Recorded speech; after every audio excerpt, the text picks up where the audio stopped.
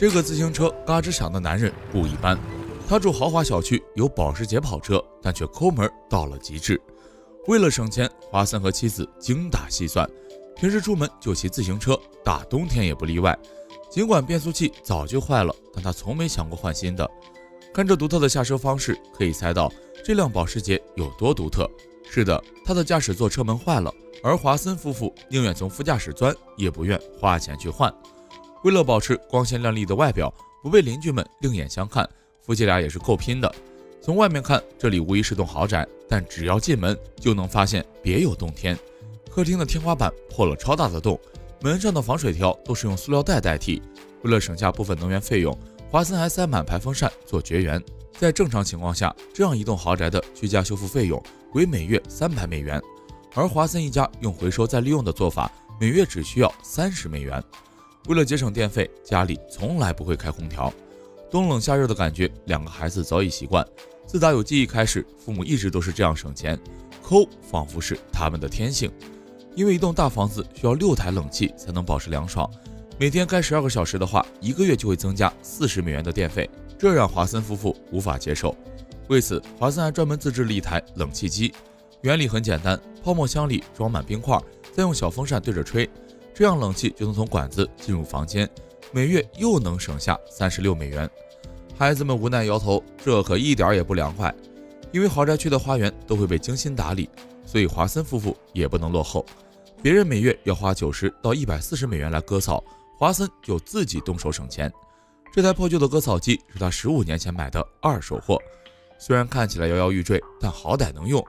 华森是个货品交易商，妻子凯莉自己创业开瑜伽班，夫妻俩的收入都不太稳定，因为凯莉的工作还需要交房租、租器材。为了省钱，他最近决定放弃租房，在客厅讲课开班，但这样一来，天花板的大洞就不得不修了。凯莉认为自己的客户群体比较高端，所以环境不能太磕碜。看到这么大的洞，维修人员都惊呆了。测量的时候，房顶还一直往下掉木屑。他建议夫妻俩尽快安装石膏板，再重新粉刷一遍墙面。但这一套下来，少说要花$1500。华森一听就连忙摇头，他告诉维修人员还要再考虑考虑，然后扭头就自己上手了。一块木板，1桶油漆，$80材料费，儿子充当免费劳动力，这不就完事儿了？凯莉也非常满意，这下顾客们一定会觉得很安全了吧？儿子欲言又止，这不太耐用吧？但没人考虑他的意见。凯莉不想花费$700买瑜伽器材，所以夫妻俩来到了批发市场。首先需要买地毯，这是瑜伽垫的平替。老板拿出酒店常用的大件，凯莉认真的在上面比划了一下瑜伽动作。老板看得满脸问号，第一次见把地毯当做瑜伽垫的人，是我格局小了。8块地毯的价格是$300-400，华森有点无法接受。他问有没有$50的货，只要干净清爽就行。老板思索片刻，然后拿出了地毯被垫，这通常是放在地毯下面防潮的，6块只需$50，还免费切割，凯莉满意极了。接下来两人去了自行车店，华森的小破车实在需要修一修了，链子基本全部生锈，踏板破破烂烂，就连座椅也掉了皮，修理费加零件费大概$250，还不如买辆新的，新的也就$330左右。但华森夫妇肯定是不会买的，他们也不打算修了，凑合凑合其实也能用。店员只能祝他们好运，毕竟这辆自行车随时可能散架。凯莉看上了修理店的车轮，这个形状完全能代替瑜伽器材，但安全问题就未可知了。他还问店员要了一些车轮内胎当弹力带，现场试验一下，很完美。店员再一次看傻眼，这些轮子的价格并不低，前轮$30，后轮$45，但凯莉想要更便宜一些的，店员只能带他去了仓库，这里有一些报废的车轮，因为已经没用了，所以他直接送给了凯莉，连同那些内胎。这对华森夫妇来说是件大好事儿，免费的东西谁不爱？店员也自我安慰，虽然没挣钱，但废品回收了，这一波不亏。瑜伽课这天终于来临，凯莉早早地准备好了一切，防潮瑜伽垫、水桶哑铃、轮胎压力带，这怎么看怎么随意。顾客一个个开心上门，进屋却都有些傻眼。天花板上的补丁着实明显，简陋的器材也让人无所适从，但凯莉认为大家上的都很开心，他们也得到了最棒的健身效果。当然，如果忽略尖尖的车轮凸起、摇摇欲坠的天花板，还有不开空调的教室，这大概会是个很好的地方吧。华森认为，只要想省钱，你就一定能想到办法，每天省几块也能积少成多，这是他们选择的一种生活方式。当然还有很多更离谱的省钱达人，拿头发做沙发，为省医疗费自行拔牙，求婚给空戒指盒，甚至厕纸也反复使用。因为贷款和医疗费用过高，一些人省钱的方式也越来越变态。但只要不干涉别人，节约也算是一项美好的品质了。这个男人在冰箱里塞满脏衣服，没错，这些都是没洗的衣裤。他认为这样就可以杀掉细菌，省下洗衣粉和洗衣机的电费。比如这条裤子，他就15年没洗过。Yeah, it's like I just bought them. 这个抠门的男人叫托德，是一位列车驾驶员。各位请注意，抠不代表穷。托德就有一间不错的豪宅，只是这房子看起来有点阴间，因为他用保鲜膜把整栋房子包了起来。为了尽可能的维持房子的崭新度，以便将来转手时卖个好价钱，托德就这么凑合着住了好几年。因为各种奇葩的省钱方式，年薪9万美元的托德可以省下95%的薪水，每年只花4500美元在日用品上。这到底是怎么做到的呢？首先是电动车库门，这在托德看来完全没有必要，手动多好，既锻炼臂力又环保。所以托德刚搬来时就把电线拆了，每天省1.2美元的电费，一年就能省下438美元。除此之外，托德还有捡瓶子的习惯，翻垃圾桶那都是常规操作。有次他甚至为了捡一个瓶子在高速上停车，也不管里面装有什么，这些在我们看来是垃圾的物品，在托德眼里全都是钱。每周捡200-300个，慢慢就能积少成多。最近托德刚和妻子离婚了，原因就是对方无法忍受他的抠门。当初两人在社交网站上相识，连婚礼都是妻子花钱办的，但交往不久他就发现这个男人不一般。圣诞夜的时候，托德就请他吃了碗玉米脆片，妻子当时就委屈哭了。这个男人并不在乎日子过得舒不舒适，只在乎省不省钱。眼前的按摩浴缸也是托德的聚宝盆。从房地产角度来说，按摩浴缸被视为个人资产，不影响房屋转售价值，所以托德将它的作用发挥到最大。首先，它可以充当微波炉热饭。据托德计算，如果每天使用微波炉，1个月就要花40美元的电费，这钱不就省下来了吗？热完饭后，这水还能拿来刷碗刷锅，之后还能泡个澡，真是一水多用呀。当然，托德还给自己规定了使用时间，每次只能泡15分钟，不然浪费电。除了包满塑料膜的房子，托德的汽车也造型别致。没错，就连车他也包了起来，座椅、方向盘、仪表盘，甚至地板踏垫也不放过。尽管已经用了10年，但这辆车看起来依然崭新，这点让托德很满意。此外，还开发了汽车新用途，把衣服挂在后座，出去一趟回来后差不多就烘干了，简直就是天然烘干机。尤其是天气热的时候，只要不开空调，车内的温度可飙升至65度，不出3个小时就干透了。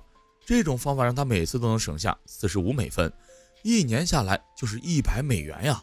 除了生活中的物尽其用，托德在饮食上也极尽抠门。他每天都会在商店关门前去采购，然后买下所有清仓的肉类，过期或包装破损的也要，因为这些会非常便宜。像这块冷冻鱼肉，托德就跟老板砍到了99美分。凭借这种购物方式，他每月能节省75美元。商店里的免费样品和试吃也绝对不错过，只要脸皮厚，专为女性提供的巧克力，托德也能要的面不改色。正因这种奇葩的饮食习惯，妻子在和他结婚后都变成了素食主义者。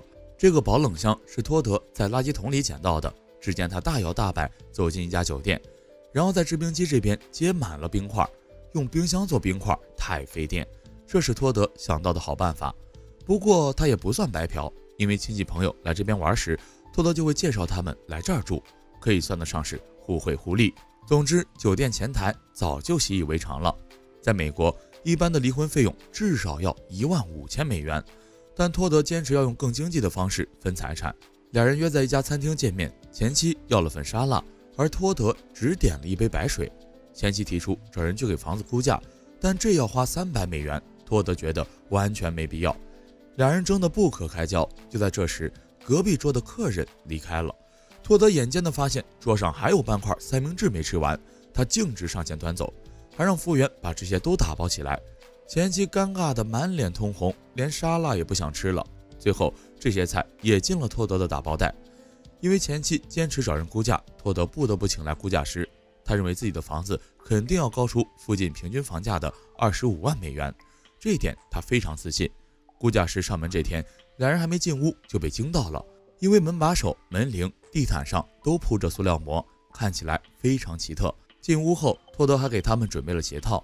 一开始估价师以为房子是在翻修，当他得知托德一直这样住的时候，差点惊掉了下巴。毕竟塑料膜很滑，居住是很不方便的。但托德不以为意，他确实摔倒过几次，但跟钱相比，这些都不是事儿。托德骄傲地带他们参观房间，如果有人踏出塑料膜地带，还会被托德温馨提醒别乱踩。这么大的屋子，托德几乎什么也没用过，每个房间都是空空荡荡，没有一件家具，就连马桶也包满了塑料膜。他还认为这样会更卫生。来到主卧后，这里连一张床都没有，而托德睡觉的地方更是惊呆众人。没错，他睡在衣橱里，因为他觉得没必要整个屋子都用暖气。住衣橱的话，只用一个小电暖就够了。这个屁大点的空间，甚至需要挤着才能进去，而这就是托德生活的全部。他本人还觉得这个主意超级棒。毫无疑问，如果要作为商品出售，托德的房子一定能卖出高价。但他并不打算走中介卖，毕竟中介还要佣金。对前妻来说，这段糟糕的婚姻带给他许多压力和焦虑，他无法忍受那种苦日子。但托德却不会改变，省钱对他来说就是天性，这也是他唯一知道的生活方式。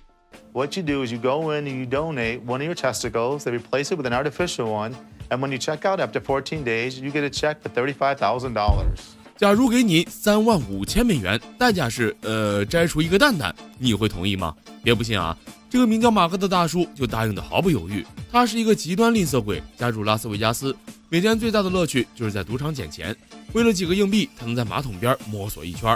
马克的鞋子是很老式的乐福鞋，可即便如此，这鞋子掉皮了，他也舍不得换，而是用黑色马克笔把掉的地方涂上颜色，这样看起来就完好无损了。他的所有鞋子都是在修鞋店买的二手货，所以价格十分便宜。除了这些日用品，马克对食物花销也非常严格，每月预算最多$60，不考虑过不过期，并且在任何一件商品上的花费都不超过$1。更离谱的是，他每个月的水费也几乎为零，这是因为他从不在家洗衣服，每次都去洗衣房蹭，只要脸皮厚就能跟别人一块洗。虽然这样也经常遭到拒绝，但总有那么一两个好心人。马克其实并不缺钱，但他就是喜欢这样极致的节约，让钱超所值。就在拉斯维加斯，马克自然也免不了赌博，但他的方式非常与众不同，因为他从来不花自己的钱，在地上捡个$5就去玩老虎机，赢了血赚，这输了也不损失。而且在赌场消费的话，还能免费喝酒，这要是在酒吧，一杯至少$15，所以稳赚不赔。为了赚更多钱，在过去6年间，马克自愿参加了100多项医学研究。这种实验风险越大，报酬越高。最近，他在考虑去做一项睾丸置换实验，也就是把一个蛋蛋换成人造的，报酬有35000美元。他穿作室友也去，室友表示很震惊，但马克无所畏惧，他还靠医学研究省下了至少$750。因为每次实验的手术服，他都会带回家当常服穿，这又节约了一笔费用。而且每次做医学研究前，马克都有一次免费体检的机会，对他来说可是赚便宜的大好事儿。不过这次体检后，马克的心情不怎么愉悦，因为他身体状况不达标，被判定不适合做睾丸置换研究，痛失35000块。但好在他在这家医院又找到了新活，那就是睾酮替代实验。简单来讲，那就是往菊花里塞药片，每周赚$75。虽然没有割蛋蛋多，但对一个吝啬鬼来说，钱是永远不会赚够的。比起要钱不要蛋的马克，这位名叫安吉的孕妇也是个狠人。你见过为省钱在垃圾桶里捡过期药品吃的孕妇吗？安吉家3代都是吝啬鬼，所以他从小就有着精打细算的基因，翻垃圾桶那都是基本操作。最近他的首要目标就是产前维生素，药房和医院后面就成了他的主阵地。靠着捡药吃，安吉在怀孕的8个月里省下了$350的药品费，保质期什么的他并不在意，因为她觉得那都是商家的销售策略。最近，为了迎接新生命的到来，安吉和丈夫刚买了栋新房。这里以前是黑帮聚集所，里面又破又难闻，几乎没人想要，所以嘛，价格十分低廉。至于装修，夫妻俩也是1分钱没花，家具什么的全都是捡的，就连婴儿房里的东西也是从垃圾堆里拔。不过这些都提前清洗消毒过，勉强算是卫生过关。现在剩下的问题就是粉刷。为了不花1分钱，安吉想到了用油漆罐样本的好方法，但粉刷一个屋子至少需要35到40个样本，所以他们去了 N 家油漆店，尽量多拿免费小样。原本一个小样也是需要花费3美元左右的，但安吉的厚脸皮以及怀有身孕的状态，让他成功拿到了不少免费品。这样一来，婴儿房的粉刷就完全够用了。虽然花花绿绿，但不得不说它还挺有艺术感的。除了装潢之外，对一个准妈妈来说，吸奶器也是必不可少的。但这东西至少要花200美元，安吉可没法狠下心去买。于是丈夫打算用软管和气泵专门为她做一个。两人去了趟超大垃圾场，这里重量不超过30磅的东西都能免费拿。夫妻俩很快找齐了代替配件，上网研究一番后，丈夫也顺利做出了简易吸奶器。看起来好像也挺管用，但温馨提示啊，以上行为均不建议模仿，毕竟他们的梦想是70、80岁还能去翻垃圾。和吝啬的安吉夫妇相比，瑞克夫妇也是不甘示弱，和别人共用一个牙刷，这听起来就不能忍，但瑞克夫妇一直就是这么过的。为了省钱，夫妻俩每次洗澡都是一块儿，你冲一下，我冲一下。妻子帕兰用完洗发水，把泡沫匀给瑞克一些，这样还能省洗发水。靠着这种方法，夫妻俩每年能少掏几百美元水费。瑞克的刮胡刀也是帕兰的刮毛刀，两人共用一个棉胶套耳朵，共用一个牙刷，一个牙线，简直比连体婴还连体婴。但在食物方面，他们又分得很开。每周，夫妻俩都有25美元的食品杂货预算。为了公平起见，所有食物必须平分，每个鸡蛋都写有名字，一半是瑞克的，一半是帕兰的，谁多吃了就要多付钱。帕兰自己买的零食还要拿着大铁锁锁起来，瑞克吃他一片玉米片就要付15美分。两人在日常开销方面 AA 到了极致，每次上厕所冲水都要记录下来，为的就是看谁用水更多。因为害怕通货膨胀，这对吝啬鬼夫妇甚至还提前准备了葬礼后事，为此他们也是费尽心机。Typically, men die before women, and I don't want Rick to die and me be stuck with a huge funeral bill. I can get it now at half the cost. 一半的价格买到底是什么意思呢？原来这俩大聪明为了省钱，想到了用一个棺材的好主意，谁先死就先埋，等另一个也死了，就把先死那个人挖出来，然后装一起。不得不说，想法很大胆，棺材店老板都惊呆了，就连墓碑他们也想简写名字，只为少掏一点钱。秉着顾客就是上帝的原则，老板最终还是满足了他们。原来节约到死真不是说着玩啊！这个女人为了节省水费，每天在饮料罐里小便，还强迫男友也这么做，隔三差五就要拿出来闻一闻。Quite pungent. 女人名叫维多利亚，是个极端小气鬼。别看她过得抠门又寒酸，实际上她可是一个百万富翁。靠着自己数10年如一日的抠门，早早就买好了房子。维多利亚家始建于1961年，别看住的时间长，但她家的浴缸保养的跟新的一样。至于保养的方法，不用就行，毕竟泡澡费水又费电。维多利亚是小区健身房的 VIP， 每天健完身顺便就能把澡给洗了，真是不白花1分冤枉钱。除了浴缸，房子里的家电也都是古董级别，产自1961年的洗衣机、燃气灶和烤箱，维多利亚依然在正常使用。不得不说，这质量是真的好。家里的液晶电视倒是新买的，不过平时绝对不插插头。这就连冰箱，维多利亚也装上了计时器，每天都是开12小时，再关12小时，电费立马节省50%。维多利亚对水电费的精打细算已经上升到了一种学术高度。从住进这座房子开始，他就专门建了个表格，每天确认电表的数据，把一切支出都详细记录下来。维多利亚的表格已经建到了60多年后，她准备靠省钱活到116岁。最近，维多利亚交往1年的男友要搬来和她同居。男友史蒂夫和她不同，是个花钱大手大脚的享乐主义者。搬家时，光是电器他就搬来了不少，一放进屋里就赶紧插上了电。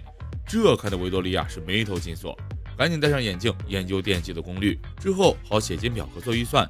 史蒂夫之前就听说过维多利亚的省钱事迹，对他的不拘一格颇为欣赏。没想到刚搬来第2天，维多利亚就让他也在罐子里小便。史蒂夫接受不了，他觉得那样很不卫生。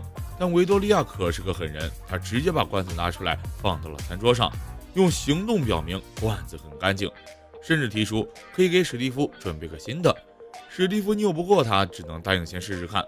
为了欢迎史蒂夫的加入，维多利亚邀请了家人一起吃饭。为此，他一大早就来到超市后门的垃圾箱，轻车熟路的迅速翻找还算新鲜的生菜和垃圾混在一起的米饭，切开的柠檬，过期的蛋糕。维多利亚如获至宝，通通装进自己的百宝箱。Like free gold. Love it. 从超市回来，维多利亚又去到后山上继续零元购。山上的野菜品种繁多，仗势喜人，这些可都是制作沙拉的好材料呀。回到家里，维多利亚开始准备晚餐。为了节省燃气费，他用铁皮自制了一个炉灶，虽然使用起来极其麻烦，但是免费。为了以后更好的面貌迎接女友的家人，史蒂夫去浴室洗澡。维多利亚晚餐都快做好了，他还没洗完，辛辛苦苦省水钱，一朝回到解放前，那哗哗水声听在维多利亚耳朵里都是 money 飞速流走的声音。敲门几次也不管用，维多利亚干脆关掉了水阀。史蒂夫直接顶着一头泡沫迎接了客人。晚餐开始，维多利亚对自己做的每一道菜都如数家珍，狗尿牌蔬菜沙拉、垃圾桶牌草莓蛋糕，每一样都超出了史蒂夫的认知。害怕吃坏肚子，史蒂夫用了单身20年的手速，没想到还是被维多利亚抓了个正着。I saw that. What? 反观维多利亚的儿子和儿媳早就习惯了他的抠门绝技，确认没有奇怪的味道之后，纷纷吃了起来。儿媳和小孙子还夸维多利亚做得好吃。维多利亚精心准备的饭菜，史蒂夫几乎一口没吃。尽管有些失望，他还是为史蒂夫送上了一份同居礼物。毫不意外，这份礼物也是他在垃圾桶边上捡的。但不管东西价值如何，他的这份心意，史蒂夫很感动。两个人的同居生活依然在继续。不知道他们还会擦出怎样的火花。和维多利亚相比，下面这位大叔省钱省得更有创造性。40岁的迈克尔是个单身技术宅，他根本无暇恋爱，因为所有时间都用来研究怎么省钱了。靠着他制作的那些小发明，迈克尔成功的把每月开销控制在$1000以下。昂贵的咖啡机根本没必要买，用旧袜子过滤出来的咖啡那味道更加浓郁。$50买置物架都浪费。不要钱的牛奶箱粘到墙上能发挥出一样的功能。肥皂虽小，该省也得省，用几个橡皮筋让肥皂悬浮起来，就能把它的使用寿命延长1倍，每年轻轻松松省下$100。在吝啬鬼的家里根本不存在一次性用品。迈克尔用鱼线和旧 T 恤布条设计了一个吸管清洗神器，专门用来清洗他从外面顺来的吸管。和维多利亚一样，迈克尔在节省水费上也耗费了极大的心思。每次洗完澡后，他都会把水收集起来重复利用。1周1次的洗碗和1月1次的洗衣服，用的都是迈克尔的洗澡水。靠着这个方法，迈克尔把每个月的水费控制在$15，但他依然不满足。对于他们这些小气鬼来说，只有0才是最好的价格。迈克尔在后院放了很多瓶子收集雨水，他计划把这些雨水引进家里，这样就能实现用水自由。制作饮水装置的材料费，迈克尔也是能省则省。父母准备扔掉的免费水管，加上旧货市场$4买来的水泵，已经足够他大展拳脚。迈克尔在家里铺设好水管线路，先把窗外收集的雨水引到浴缸里，再通过抽动水泵把水输送到厨房和洗衣机，还真就让他给做成功了。只不过看着他在浴缸边奋力抽水的背影，我真诚的想问上一句：直接把水提进来用不好吗？如果男朋友送你块石头当生日礼物，你会生气吗？这个男人是全纽约最小气的约会对象，他每月有$1000的工资，但却1分也不想花在谈恋爱上。跟前女友交往4年，过生日也就送一块石头，还美名其曰这石头长得特别。当然最后女朋友还是跟他分手了，但他依然改不了抠门的本性。麦克最喜欢到处捡便宜，洗衣房掉了的硬币，地铁站掉了的车票，还有餐厅外的免费糖果、免费酱油包、调味品、番茄酱、一次性餐具，这些他都会好好存起来。因为洗衣机费钱又费电，麦克平时连衣服也不怎么洗，如果衣服上有异味了，那就喷点清洁剂水，只要闻起来不臭就行。最近朋友给麦克介绍了一位女孩，据说对方非常活泼可爱，麦克还是很想脱单的。他下定决心要给人一个好印象，于是他拿出了几瓶剩酒，把红酒白酒混合自制了一瓶玫瑰红酒，打算到时候带去餐厅，这样就能省下酒钱。而据朋友了解，这不是他第一次干这事儿了。约会这天，麦克早早出门了，因为他家就在殡仪馆旁边，所以路过时他还顺手拿了一束垃圾桶里的鲜花作为相亲见面礼，这不就省下$30了？麦克非常满意。听说女方期待一个美好高级的约会，麦克自信满满的走进超市，他打算拿一些试吃蛋糕，然后摆成野餐篮那种，这样肯定很高级。看着他一个个的装试吃，店员都傻眼了。他表示这是给管理层检查用的，但麦克根本不听，最后甚至抢了起来。到达约会餐厅时，女孩对麦克的第一印象其实还不错，因为他还知道送花。不过要是让他知道这花哪儿来的，估计会当场翻脸吧。总之开始的一切都很顺利，但吃过餐厅送的免费玉米片后，麦克就立马把人带走了。女孩一脸懵，难道我们不点菜吗？以麦克抠门的个性，点菜是不可能点的。他带着对方来到斯塔田岛渡轮，这个地方是开放的，在麦克看来就相当于免费的邮轮晚餐。此时女孩的脸色已经不太好了，接着麦克又掏出了红酒和餐点，这搁谁估计也吃不下去。女孩委婉拒绝，他提出去甲板上看看，这让麦克瞬间自信爆破。 I think Layla really dug me, but she thought I was a little weak. 事实上，女孩只觉得这次约会诡异，再见面是肯定不可能的了。那个介绍人朋友也顺便拜拜吧。不过像麦克这种抠到极致的人也不一定会主顾生，比如这位已经结婚生子的母亲艾波，她从大学毕业就贯彻抠门准则，孩子出生后更过分了，节俭程度多次令丈夫无奈。比如带孩子去公园玩时，她会捡别人丢下的玩具，不管是没轮子的汽车还是没头的娃娃，都逃不过艾波的眼睛。毕竟新玩具还是很贵的，养小孩最费钱的就是奶粉，但艾波完全不担心这个问题。虽然她已经没奶了，但她从各种朋友那里收集了一堆母乳，同事、瑜伽班朋友、宝妈聚会朋友，总之来源广泛，全都堆在冰箱里。丈夫总觉得让孩子喝别人母乳怪怪的，但艾波却坚持要这样做，毕竟奶粉钱1年就要花$1000。除此之外，宝宝最常用的婴儿湿纸巾，艾波也是自制的，他会把正常纸巾切成2半，浸泡在精油水里，然后就得到一坨湿纸巾，可以用来擦手、擦桌子，完事儿还能重复利用。用擦过桌子的纸给女儿擦屁屁，因为这事儿，丈夫最近还跟她吵了一架。但艾波依然我行我素，新手妈妈必备的尿布台都是她从废弃加油站捡回来的。纸尿裤这种一次性的物品当然也不能常用，艾波会把不穿的 T 恤做成可重复使用的尿布，看起来也算像模像样。因为忙着照看孩子，夫妻俩很久都没好好约会了。今天艾波打算给丈夫一个惊喜，去做个全身美容。一般人护理一次至少要花几百美元，但艾波不是一般人，他的预算是$100。到达美容院后，他又拿出了一堆除毛产品，打算让店员用这些帮自己脱毛，然后他就可以只付$30的服务费。蜡纸脱毛的疼痛大概可以想象，可就算如此痛苦，艾波都不忘砍价。Can I get a discount for pain? I definitely don't think it works like. 好不容易完事儿，艾博又提出要美发，并且他自带了发片，就让店员帮忙接上。可惜他带的数量不够，不能接整头。于是艾博又提出，不能把你们店里剩下的给我接吗？店员有些无语，因为那些都是从别的顾客头上拆下的，可以说很不卫生，基本算是垃圾。但艾博却坚持要用，还表示自己可以承担风险。不过他能承担，店家也不能承担。最后店长出面答应打折，艾波这才善罢甘休。最后他来到此行最后一站，化妆品服饰店。他先是试了几个唇膏，接着就开始砍价。艾波想以$8的价格拿下$22的口红，但这种店是从不讲价的，店长只能表示可以给你送点香水小样。这感情好，艾波立马丢下唇釉拿小样去了，最后花费0元，既涂了试用唇膏，还拿了赠品，这波不亏。本次全身美容他一共只花了$85，比预计的还少了很多。艾波非常满意，又是完美浪漫的一天。